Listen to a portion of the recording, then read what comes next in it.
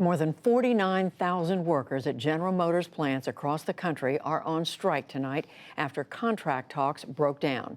It is the first nationwide walkout at GM since 2007, and it affects 33 manufacturing plants and 22 distribution warehouses across 9 states. We will take a closer look after the news summary. Besieged drug maker Purdue Pharma has filed for federal bankruptcy protection. It was part of a plan by the maker of OxyContin to settle thousands of lawsuits stemming from the opioid crisis. The tentative settlement could be worth $12 billion. President Trump now says it is, quote, looking like Iran was behind a weekend drone attack on crude oil facilities in Saudi Arabia. But he also says he's waiting for definitive proof. Houthi rebels in Yemen claimed responsibility, and Iran has denied any involvement.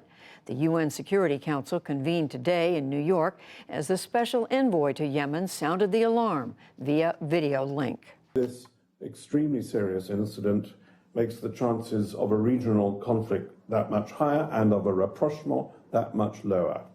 And with Yemen in some way or other linked, none of that is good for Yemen. The cost of oil surged today in the wake of the attack. Prices in New York jumped $8 a barrel, or nearly 15%.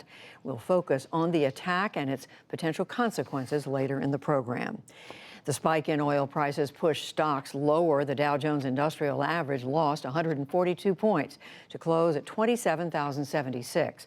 The Nasdaq fell 23 points, and the S&P 500 slipped 9. In Afghanistan, NATO reports that a U.S. service member was killed in action today, the 17th so far this year.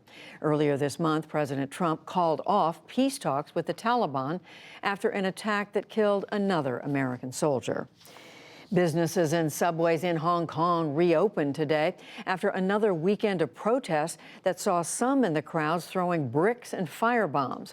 Police on Sunday fired tear gas and water laced with blue dye to mark demonstrators who used umbrellas to shield themselves. Today in Geneva, a pro-democracy legislator from Hong Kong appealed to the UN human rights body to investigate. The police call protesters cockroaches. Brutal crackdowns and preemptive violence against them are hence regarded as acceptable pest control to curb free speech. Today marks the 100th day of the movement, but there is no sign the police will exercise restraint. This is a result of the lack of democracy in Hong Kong. The police, in turn, blame what they call radical protesters. They've arrested now more than 1,400 people since the demonstrations began in June. A storm that hit the Bahamas this weekend could grow into a major hurricane, but it is veering away from the U.S. mainland. Humberto had sustained winds of 90 miles an hour late today. Officials warned of rip currents along the east coast. By Wednesday, the storm could lash Bermuda with dangerous wind and rain.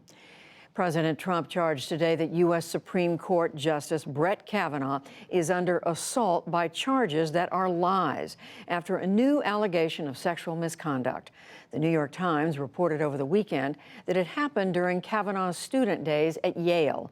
The Times later added that friends of the alleged victim say that she cannot recall the incident.